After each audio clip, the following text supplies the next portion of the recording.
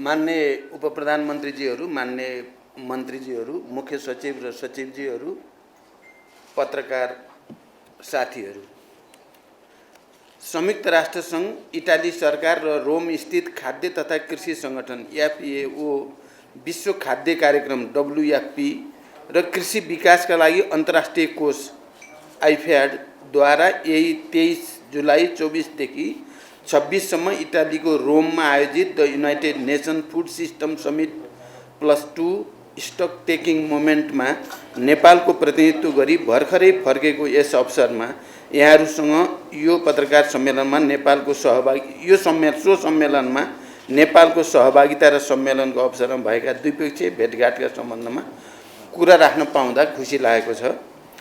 सन् 2021 को नोभेम्बरमा संयुक्त राष्ट्रसङ्घको मुख्यालयमा भर्चुअल रूपमा आयोजित the United Nation food system summit, जसमा नेपालका तर्फबाट तत्कालीन प्रधानमन्त्रीले भाग लिनुभएको थियो एवं दिगो विकास सम्बन्धी एजेन्डा 2030 द्वारा अभिव्यक्त दिगो कृषि विकास, खाद्य सुरक्षा, पर्याप्त र स्वास्थ्यकर खाद्यमा पहुँच, भोकमरीको अन्त्य लगायत समग्र कृषि विकास प्रणालीमा हामीले हासिल गरेको प्रगति, हामीलाई प्राप्त अवसर, हाम्रा सामु देखिएका चुनौतीका सम्बन्धमा अनुभवको आदान प्रदान, छलफल र मूल्याङ्कन गरी अबको गन्तव्य निर्धारण गर्ने उद्देश्यले आयोजना गरिएको यस महत्त्वपूर्ण सम्मेलनमा नेपालको सहभागिता अत्यन्त सक्रिय, यथार्थमा भन्दा देखिने तथा अनुभूत हुने गरी सक्रिय रहेको बेहोरा म यहाँहरूलाई अवगत गराउन चाहन्छु।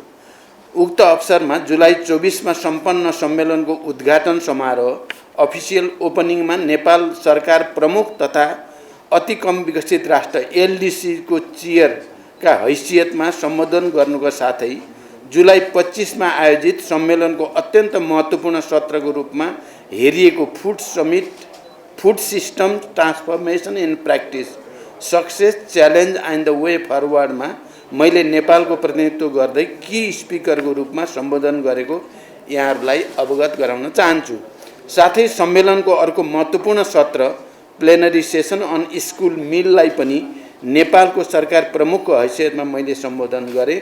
माननीय कृषि मन्त्री लगायत मेरो प्रतिनिधिमण्डलका अन्य सदस्यहरूको पनि सम्मेलनका अन्य सत्रहरूमा सक्रिय सहभागिता रहेको थियो। 24 जुलाईमा सम्पन्न उद्घाटन सत्रलाई सम्बोधन गर्ने क्रममा मैले खाद्य सुरक्षा, पर्याप्त र सुरक्षित र स्वास्थ्यकर खाद्यमा सहज पहुँच, दिगो कृषि विकास, गरिबी निवारण, भोकमरीको अन्त्य लगायतका एजेन्डा 2030 ले निर्देश गरेका उद्देश्य प्राप्त गर्नमा अति कम विकसित राष्ट्रहरूले भोग्नु परेका समस्याहरू LDC को चेयरम्यानको हैसियतमा अन्तर्राष्ट्रिय समुदाय समक्ष राखेँ। साथै अति कम विकसित मुलुकहरूका करोडौँको सङ्ख्यामा रहेका जोखिममा परेका नागरिकहरूलाई आशाको दियो सञ्चार गर्नका लागि अन्तर्राष्ट्रिय समुदायले सामूहिक प्रतिबद्धता देखाउनु पर्ने खाँचो पनि मैले प्रष्ट पारेको छु। विश्वव्यापी रूपमा देखा परेको जलवायु परिवर्तनलाई थेग्ने दिगो र भरपर्दो उत्पादकत्व वृद्धिका लागि विशेष गरी साना कृषकहरूको लागि प्रविधि, मल, बजार, पुँजीमा सहज पहुँचको सुनिश्चितता गर्न आवश्यक रहेको विषयलाई जोडदार रूपमा राखेको छु। उद्घाटन सत्रमा संयुक्त राष्ट्रसङ्घका महासचिव, आयोजक प्रमुख इटालीका प्रधानमन्त्री तथा अन्य मुलुकका राष्ट्र प्रमुख तथा सरकार प्रमुखहरूले समेत सम्बोधन गर्नुभएको थियो। सोही दिन बिहान आयोजित स्कुल मिलसँग सम्बन्धित प्लेनरी सेसनमा बोल्दै मैले स्कुल मिलका सम्बन्धमा नेपाल सरकारबाट भएका प्रयासहरू अन्तर्राष्ट्रिय समुदाय समक्ष राखेको थिएँ। यहाँहरूलाई अवगत नै छ, स्कुल फिडिङमा नेपालको अनुभव यथार्थमा नै सफल अनुभव रहेको छ। नेपाल सरकार र WFP को सहकार्यमा सञ्चालित यस कार्यक्रमबाट 33 लाखभन्दा बढी बालबालिका लाभान्वित भएका छन्। यो कार्यक्रमबाट विद्यार्थीहरूको भर्ना सङ्ख्या, हाजिरी र उनीहरूको सिकाइको स्तरमा उल्लेख्य परिवर्तन भएको छ। गत 5 वर्षमा हामीले दिवा खाजा कार्यक्रमको बजेटमा 4 गुणाले वृद्धि गरेका छौँ। यसै वर्ष पनि यो तथ्यलाई आत्मसात गर्दै शिक्षा क्षेत्रको सम्पूर्ण बजेटको 6% यस कार्यक्रमका लागि छुट्याइएको छ। यो क्षेत्रमा नेपालले लिएको अग्रसरताप्रति अन्तर्राष्ट्रिय जगतले प्रशंसा गरेको छ। साथै डब्ल्युएफपीले यस क्षेत्रमा थप सहयोग गर्ने तत्परता पनि व्यक्त गरेको छ। यो सम्मेलनको अत्यन्त महत्त्वपूर्ण सत्रको रूपमा लिएको food system transformation in practice successes challenges and the way forward जुन दोस्रो दिनको बिहान आयोजना भएको थियो, सो प्लेनरी सेसनलाई मैले कीनोट स्पिकरको रूपमा सम्बोधन गरेँ।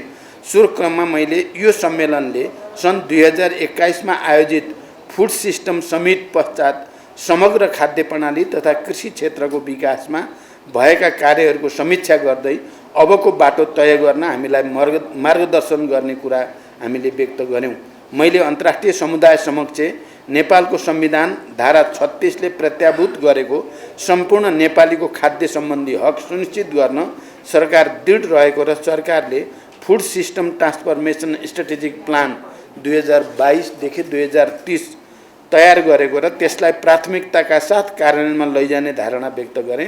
कृषि उत्पादकत्व वृद्धि गर्ने, स्थानीय कृषिलाई सपोर्ट गर्ने, स्टोरेज सिस्टम सुधार गर्ने, कृषि पूर्वाधार विकासको लागि पब्लिक प्राइभेट पार्टनरसिपमा जोडिने जस्ता विषयहरू उक्त रणनीतिक योजनामा समाविष्ट भएको बारे पनि अन्तर्राष्ट्रिय समुदायलाई अवगत गराइयो।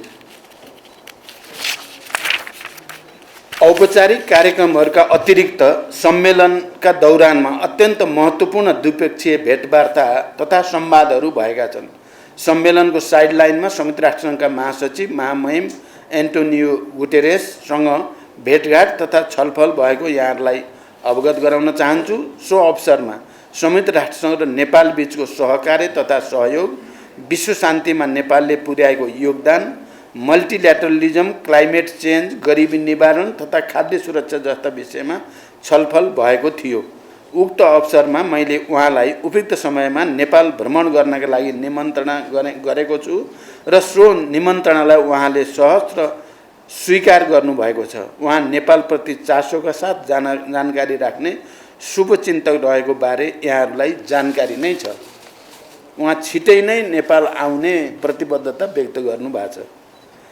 यसैगरी खाद्य तथा कृषि संगठन एफएओ का डाइरेक्टर जनरल डाक्टर चु दोन्ग्यू, विश्व खाद्य कार्यक्रम डब्ल्युएफपी का एग्जिक्युटिभ डाइरेक्टर मिसेज क्लिन्डी हेन्सले म्याकेन र कृषि विकासलाई अन्तर्राष्ट्रिय कोषका प्रेसिडेन्ट डाक्टर अल्भारो लारियोसँग समेत भेटघाट तथा छलफल भयो।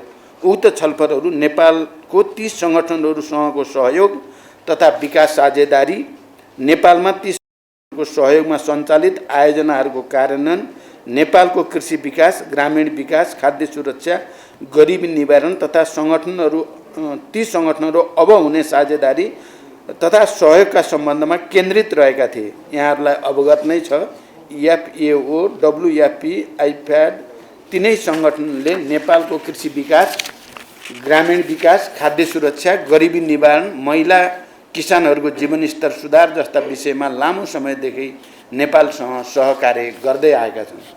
यस सन्दर्भमा खास गरी एफएओ का डाइरेक्टरले त तुरुन्त नै नयाँ आयोजना नेपालमा ल्याउने र उत्पादन वृद्धिमा विशेष सहयोग गर्ने प्रतिबद्धता व्यक्त गर्नुभएको छ। सम्मेलनको दौरानमा बङ्गलादेशका प्रधानमन्त्री महामहिम शेख हसिनासँग महत्त्वपूर्ण द्विपक्षीय भेटघाट भएको छ। यहाँहरूलाई अवगत नै छ, नेपाल र बङ्गलादेश बीच अत्यन्त सुमधुर र मैत्रीपूर्ण सम्बन्ध रहिआएको छ। सो भेटघाटमा नेपाल र बङ्गलादेश बीचको मैत्रीपूर्ण सम्बन्ध, आपसी सहयोग, क्षेत्रीय सहयोग, अन्तर्राष्ट्रिय मञ्चहरूमा नेपाल र बङ्गलादेश बीचको सहकार्य जस्ता विषयहरूमा हार्दिक र सौहार्दपूर्ण छलफल भएको थियो। यहाँहरूलाई अवज्ञात नै छ, बङ्गलादेश सरकार नेपालमा उत्पादित जलविद्युत खरिद गर्न इच्छुक रहेको छ।